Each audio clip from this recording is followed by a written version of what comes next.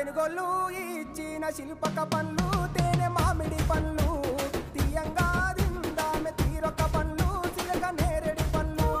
కాపంలో ఇచ్చిన మక్క కంకులు అవి పాల కంకులు కాల్చుకొని తిందాము కందికాయలు పచ్చి పల్లికాయలు గుజారి గుజారి మామిళ్ళ కిందో నల్ల మామిళ్ళ కింద కుసుమరోళ్ళేసిన కుందన బొమ్మ అది కుందన బొమ్మ